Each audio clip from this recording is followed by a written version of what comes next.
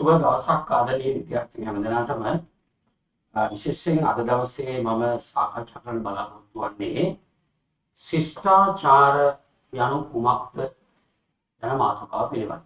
අපි දන්නවා ශිෂ්ටාචාර කියන වචනේ එන සැනින්ම විවිධ විෂයන් වල ශිෂ්ටාචාර පිළිබඳව කතා කරනවා.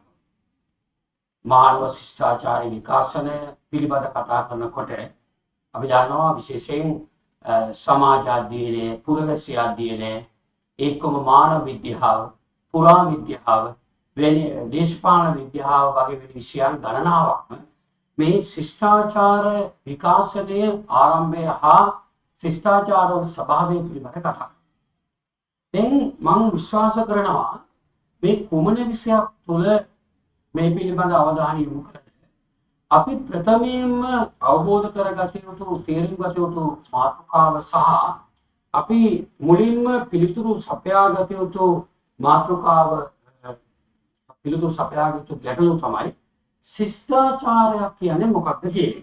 ඉතින් අපි දන්නවා ආදී මිනිස්යන් දඩයම් කරමින් ආහාර රැස් කරමින් විවිධ දේ ඇවිල්ගෙන අහුලා කමින් සංචාරක ජීවිත ගත කරමින් අද අපි වර්තමාන වෙනකොට සාකච්ඡා කරනවා විශේෂයෙන්ම ජල පහසුව ඇති ආහාර සැනෙක පහසුවෙන් සපයාගත් හැකි ස්ථාන සොයාගෙන ඔවුන් පදිංචි වී ජනාවාස පිටුවා ගත්තා.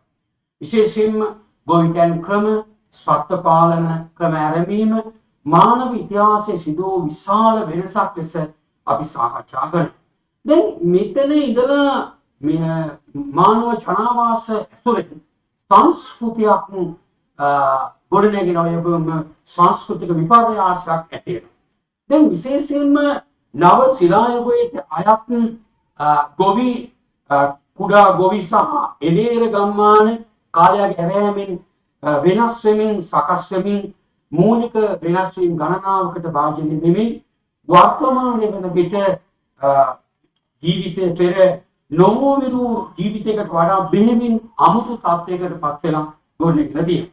මෙන්න මේ අමුතු එක මේ මානව ජීවිතයේ එදා තිබුණු තත්යකට වඩා වෙනස් වෙමින් තාක්ෂණික වශයෙන් හෝ එසේ නැතිනම් පහසුව ආහාර සංස්කෘතික අතින් වෙනස් වෙමින් සකස් වෙමින් යම් අමුතු එකක් නැත්නම් අමුතු තත්යකට පත් වෙනවා නම් ඒ අපි ඒකට කියනවා ශිෂ්ටාචාරය නැත්නම් අපි කියනවා සිවිලයිසේෂන් කියලා කියනවා. ඇත්තටම මෙම සමාජ ක්‍රමයකට නැඹුරු මානව ජීවිතය පිළිබඳව අධ්‍යයනය කරනකොට අපිට වැදගත් වෙන මාතෘකාවක් තමයි ශිෂ්ටාචාරයක් යන කුමක්ද පිළිබඳව හඳුනා ගන්න වෙනවා. දැන් ශිෂ්ටාචාරය කියන වචනේ සාමාන්‍ය ව්‍යවහාරයේදී අර්ථවත් කරන්නේ මානව සමාජයක සිදුවන සංවර්ධනය දියුණුවක් ලෙස. එතකොට යම් මානව සමාජයක සිදුවන සංවර්ධනීය දියුණුව, සංවර්ධනීය පෙළඹවීම, සංවර්ධනීය වෙනසට අපි කියනවා තා සරල මොකක්ද? ශිෂ්ටාචාරයක් කියලා කියනවා. බොහෝ ශබ්දකෝෂවල මේට දී ඇති අර්ථ ඊටාම සරලයි.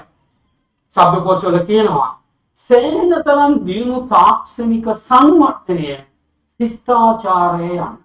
සේනතරම් දියුණු තාක්ෂණික සංවර්ධනය ශිෂ්ටාචාරය කියලා හඳුන්වනවා.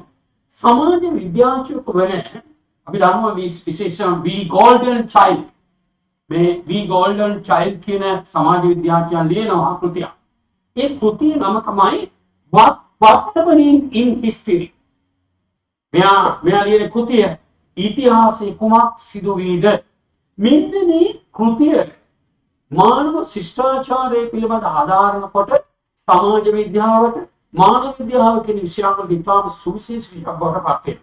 මෙන්න මේ ඉතිහාසයේ කුමක් සිදු වේද? What happening in history කියන මේ කෘතිය මෙම ග්‍රන්ථයේ ඔහු ශිෂ්ටාචාරයක් පහළ වීමට බලපාන මූලික හේතු ගණනාවක් පෙන්වා දෙනවා. විශේෂයෙන්ම Golden Child මේ සිස්ටම සම්පාදනය කළ කෘතියේ සුවිශේෂීම පරිච්ඡේදය හඳුන්වන්නේ ශිෂ්ටාචාරයක් පහළ වීමට බලපාපු හේතු සාධක පිළිබඳව ඔහු කතා කරනවා. අපි බලමු මොනවද හේතු මානව ශිෂ්ටාචාරයක් පහළ වීමට. ඔව් පෙන්වා දෙන පළවෙනිම කරුණ තමයි නගර බද ජනාකීර්ණ හා සංකීර්ණ මානව ජනාව අසපාල වීම. නගර බද ජනාකීර්ණ හා සංකීර්ණ මානව ජනාව අසපාල වීම කියන එක මූලික වශයෙන් පෙන්නනවා. දැන් අපි මේ කියන මේ ලක්ෂණ මේ බලපාපු හේතුව බලමු. නගර බද ජනාකීර්ණ හා සංකීර්ණ මානව ජනාව. අපි දන්නවා එදා පැවතිච්ච එදේර ගොවි යුගයට මානවය පසු කරපු ගල් යුගයට වඩා මේ අපි ජීවත් වෙන යුගය හරි වෙනස්. දැන් නගරවල ජනාකීර්ණ සංකීර්ණ මානව සමාජය ඇති වෙනකොට මිනිස්සුගේ අවශ්‍යතාව වෙනස් වෙනවා. මිනිස්සුගේ සිතුම් පැතුම් වෙනස් වෙනවා. ඒ පාරිශ්‍රමික තත්ත්වයන් තුළ මිනිස්සු නිර්මාණය කරන එක උමනාවන් නිසා. එතකොට එතන ඇති වෙන දේ ග්‍රාමීය සංස්කෘතියකට හෝ එදා පැවතිච්ච ශිෂ්ටාචාරයකට හාත්පසින් වෙනස් වෙනවා. එතකොට එතන ඇති වෙන්නේ නව ශිෂ්ටාචාරයක් නැත්නම් අපි කියන එක තාක්ෂණික සංවර්ධනයක් දිනුවක් කියලා කියනවා. ඕක පෙන්වනවා දෙනවා තවත් ඒක පාලනීමට බලපාපු තවත් හේතුවක් තමයි මිනිස්යන් කුසකර්මයේ යෙදී සිටීමේ අවශ්‍යතාවයේ සීමා වෙන පරිදි ආහාර ශ්‍රමී අතිරික්තයක් ඇති වීම. දැන් අපි දන්නවා මුල් සමාජවල මිනිස්සු මූලික වශයෙන් කරේ කුසකාර්මික කටයුතු නියැලීම. හැබැයි මෙන්න මේ කුසකාර්මික කටයුතු වල නියැලිච්ච වෙනසට මේ එක්තරා අවධියකදී ඇති වෙනවා මොකක්ද? කුසකර්මයේ දිසිපීමේ අවශ්‍යතාවයේ සීමා වෙන පරිදි ආහාර ශ්‍රමී අතිරික්තයක් ඇති වෙනවා. එතකොට ශ්‍රමී අතිරික්තයක් ඇති වුණා මේ ශ්‍රමී වියෝජනය කරගන්නට මොකක්ද ස්තර ගොඩනගෙන්නට ඕන. එතකොට මෙන්න මේ ශ්‍රමයේ අවශෝෂණය කරගන්නට යම් අවශ්‍යතා ගොඩනගෙනවා. ඒක මිනිස්සුන්ගේ කුසකාර්මික අවශ්‍යතා සීමා වෙනකොට මිනිසුන් එක දිශාවන් උදෙසා ගමන් කරනවා. මිනිසුන් තාක්ෂණික වශයෙන් පෙළඹීම් හදාගන්නවා. අන්න එතකොට එතන ඇති වෙන්නට පුළුවන් කාර්මික ශිෂ්ටාචාරයක් නැත්තම් ආර්ථික තාක්ෂණික දියුණුවක් ඇති සමාජ ක්‍රමයක් තියෙනවා. අන්න ඒකත් හේතුවක් කියනවා. මොකටද? ශිෂ්ටාචාරයක් පහළ වීම. ඊළඟට තවත් හේතුවක් තමයි මිනිස්යන්ගෙන් සෑහෙන පිරිසක් භූමියෙන් නිදහස් වී අන්‍ය සාධකවලට යොමු වීම. දැන් අපි දන්නවා සාමාන්‍යයෙන් ගත්තාම සුවිශේෂී වූ සාධක හතරක් අපි කතා කරනවා. ආර්ථික විද්‍යාවකින් කතා කරනවා. භූමියේ ශ්‍රමය, ප්‍රාග්ධනය සහ ව්‍යවසායකත්වය සහ. දැන් මුල් සමාජ ශිෂ්ටාචාරවල මිනිස්සුන්ගේ මූලිකම කර්ම ගොඩනගෙන පදනම් කරගෙන එයාගේ ප්‍රධානම දේ ගොඩනගුනේ භූමිය පදනම් කරේ. භූමියේ ජීවත් වීම, භූමිය වගා ගැනීම, භූමිය සංචාරණය කිරීම, භූමියෙන් දහන උපයා ගැනීම කියන පදනම තමයි ගොඩනගන්නේ. හැබැයි කාලානුරූපව සමාජ විකාශය වෙනකොට මිනිස්සු කල්පනා කරනවා ඊට වඩා දෙයකට ශිෂ්ටාචාර විකාශනය කරන්න ඕනි කියන කල්පනා. එතකොට මිනිසාට මෙන්න මේ ඇති වෙන මේ දැක්ම නිසා නව ශිෂ්ටාචාර පහළ වුණා කියන එක තමයි අපිට පේනවා දෙන්න පුළුවන්. මේක අමතරව තව කරුණක් තමයි ශිෂ්ටාචාර පහළ වීම සාධකයක් තමයි ගෘහ නිර්මාණ ශිල්පය, කැටයම් කලාව, චිත්‍ර කලාව, භාණ්ඩ නිෂ්පාදනය කිරීම ආදී ශ්‍රමයේ පිළිබඳ විශේෂ කරුණ ඇතිවීම. දැන් මුල් කාලේ මිනිස්සු සියලු දෙනාම ඒකාකාරී වෘත්තීන් වල නියුණා. ඒතකොට ඒ නිසා තමයි කිව්වේ ඒ යුගයන් ගොවි ශිෂ්ටාචාර නැත්නම් එළේර ශිෂ්ටාචාර කියලා සාකච්ඡා කරා. හැබැයි පසුකාලීනව සමාජ සංවර්ධන සිදු වෙනකොට මිනිස්සු මොකද කරන්නේ? ඔව් ක්‍රමානුකූලව විවිධ දේවල් උත්සාහ පෙරෙනවා. ඒකෙන් ගල් ගුහා ලෙන් තුල කැලෑතොල ජීවත් වෙන මිනිස්සු ගෘහ නිර්මාණ ශිල්පය ආරම්භ කරනවා. දැන් ගෘහ නිර්මාණ ශිල්පයේ විවර්ධනා ගැනීමත් එක්ක පෞලි සමාජිකයන්, ගෝත්‍රීය සමාජිකයන්, අසල්වැසියන් පදිංචි වෙනවා. එතන නිර්මාණය වෙනවා නව ශිෂ්ටාචාරය. ඒකම මිනිස්සු විවිධ වෘත්තීන් උදෙසා විශේෂ කරන ගොඩනගා ගන්නවා. මොනවද? තාක්ෂණික වශයෙන් කැටයම් කර්මාන්තය, චිත්‍ර ශිල්පය, ඒකම ගත්තහම විවිධ භාණ්ඩ නිෂ්පාදනය කිරීම වැනි දේවල් එක්ක අපි දන්නවා ශිෂ්ටාචාරය තුළ නව අලුත් තත්ත්වයක් ඇති වෙනවා. මේක ශිෂ්ටාචාර පහළ වීම මූලික හේතුවක් වෙනවා. මේක අමතරව තවත් හේතුවක් තමයි මේ විශේෂයෙන් සමාජයේ තියෙන විවිධ පන්ති, පාලක, පූජක, ශ්‍රමික, කම්කරු, නිර්දන ආදී පන්ති ඇති වෙනවා. මෙන්න මේ වශයෙන් සමාජයේ ස්ථිර පහළ වීමත් ශිෂ්ටාචාරයක් පහළ වීමට මූලික හේතුවක් ලෙස අපිට පෙන්වා දෙන්නට පුළුවන්.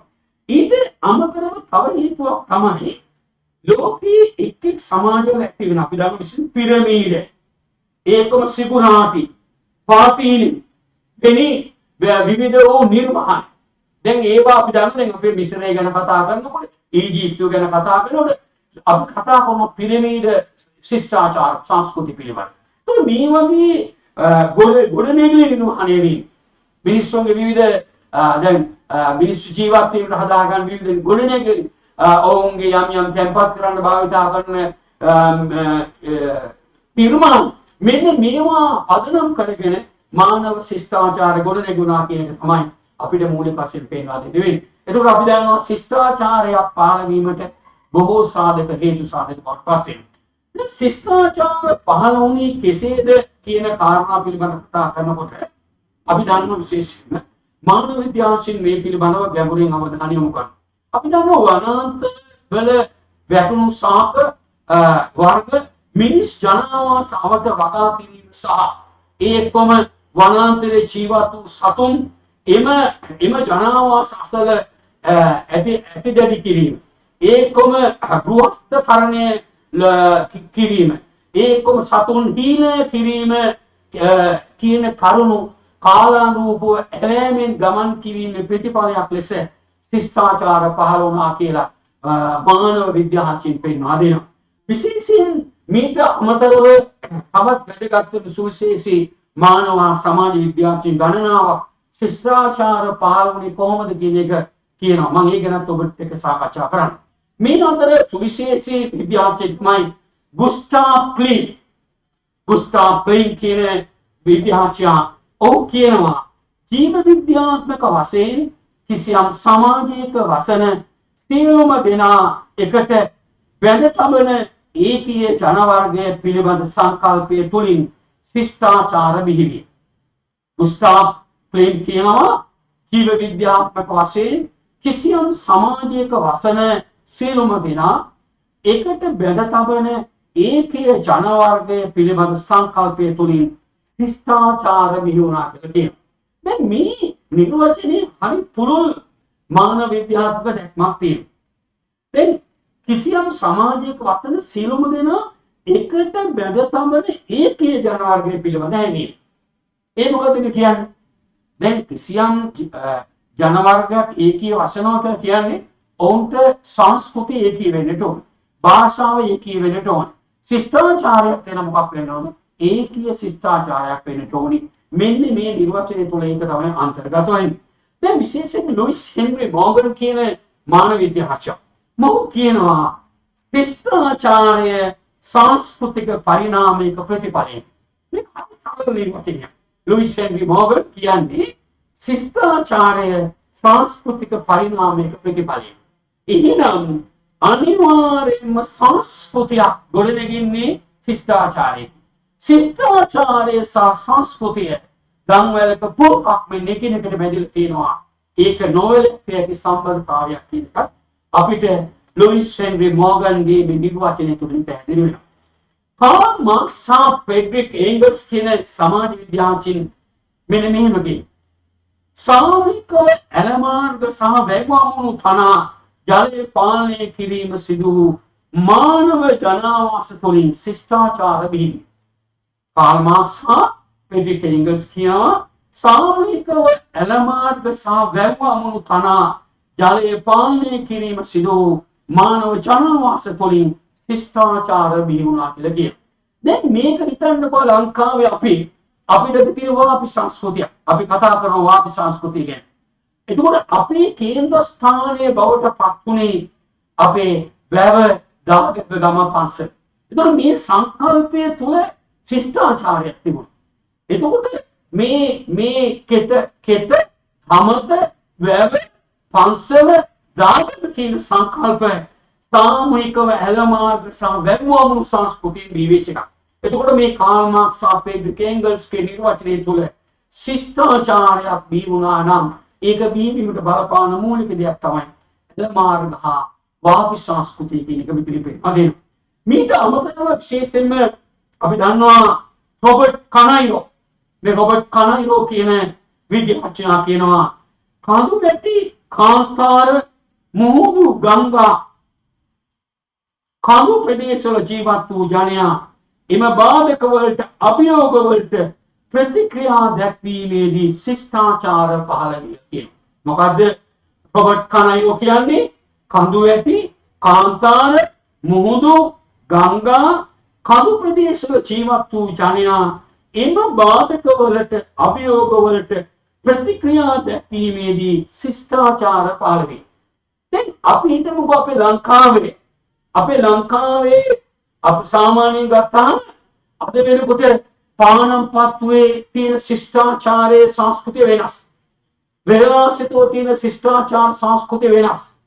කන්දපුරට තියෙන සංස්කෘතික ශිෂ්ටාචාරය වෙනස්. ඒක ගොඩනැගිලා තියෙන්නේ විරලබඩ සංස්කෘතිය, ග්‍රාමීය සංස්කෘතිය. මේවා ගොඩනැගිලා තියෙන්නේ ඒ ශිෂ්ටාචාරවල ජීවත් වෙන මිනිසා ඒ අභියෝග වලට මුහුණ දීමේ ප්‍රතිඵලයක් ලෙස කියන එක තමයි මේ රොබර්ට් කනයිරෝ කියන දාර්ශනික විද්‍යාඥයා පෙන්වන හදන්නේ. මෙන්න මේ අනුව මම හිතනවා දැන් මේ විද්‍යාර්ථීන්ට අවබෝධ වෙනවා ශිෂ්ටාචාරයක් කියන්නේ මොකක්ද? ශිෂ්ටාචාරයක් පහළ වීමට බලපාපු මූලික සාධක මොනවද කියන එක දැන් පැහැදිලි වෙනවා. අපි විශේෂයෙන් පෙන්වා දෙන්නට ඕන මූලිකම ලක්ෂණයක් තමයි සමාජ විද්‍යාඥයින්, මානව විද්‍යාඥයින්, ඉතිහාසඥයින් කියනවා ශිෂ්ටාචාර පහළ වූ අකවානු නිශ්චිතව කියන්නට බෑ කියලා කියනවා. කවදාවත් ශිෂ්ටාචාරයක් නිශ්චිතව ආවල් කාලේ හරියටම පහළ වුණා කියලා කියන්නට බෑ. විශේෂයෙන්ම ආනල්ඩ් ටොයින්බී කියන දාර්ශනිකයා විද්‍යාඥයා කියනවා වරක් මෙහෙම ප්‍රකාශ කරනවා. ඉතිහාසය නැවත නැවතත් පැමිණේ. ඉතිහාසය නැවත නැවතත් පැමිණේ. ඒක හරි ප්‍රබල ප්‍රකාශයක්. ආනල්ඩ් ටොයින්බී ප්‍රකාශ කරන්නේ ඉතිහාසය නැවත නැවතත් පැමිණේ. මේ මොකක්ද කියන්නේ කියන එක බොහොම ගැඹුරින් කල්පනා කරලා බලන්න. ඉතිහාසය මේ වෙන විට පසු වුණා නම් අපි ජීවත් වෙන වර්තමානයේ නම් මේ ශිෂ්ටාචාර පරිණාම විකාශන නැවත දවසකින් අපතනද එතෙන් එනවා. ඒ නිසා ඉතිහාසයේ නැවත නැවතත් පැමිණෙති කියන ප්‍රකාශය හරි ගැඹුරු එකක් ලෙස මට පෙන්නලා දෙන්න පුළුවන්. දැන් මම මේක පසුව මම සාකච්ඡා කරන්න බලාපොරොත්තු වෙන විද්‍යාර්ථී සමග මෙන්න මේ ශිෂ්ටාචාර විකාශනය තුළ මේ ගංගා නිම්න ශිෂ්ටාචාරය පිළිබඳ විශේෂයෙන් අපි දන්නවා ගංගා නිම්න ශිෂ්ටාචාරය මානව විද්‍යාව තුළ මානව පරිණාමය හා තාක්ෂණික විකාශනය පිළිබඳ කතා කරනකොට අපි මූලික වශයෙන් අවධානය කරන මාතෘකාව. දැන් ඇත්තටම මේ අපි දන්නවා විශේෂයෙන්ම මෙන්න මේ ශිෂ්ටාචාරය පිළිබඳ කතා කරනකොට අපි ශිෂ්ටාචාරයේ මූලික වශයෙන් විදීම් ගණනාවක ලක්වනවා. විශේෂයෙන්ම යුප්‍රටිස් ටයිග්‍රිස් නිම්නය, නයිල් නිම්න ශිෂ්ටාචාරය, හොයන්හෝ ශිෂ්ටාචාර නිම්න ශිෂ්ටාචාරය, ඉන්දු නිම්න ශිෂ්ටාචාරය, ගංගා නදී නිම්න ශිෂ්ටාචාරය කියලා අපිට මේක කොටස් කරගන්නට පුළුවන්. හරිද?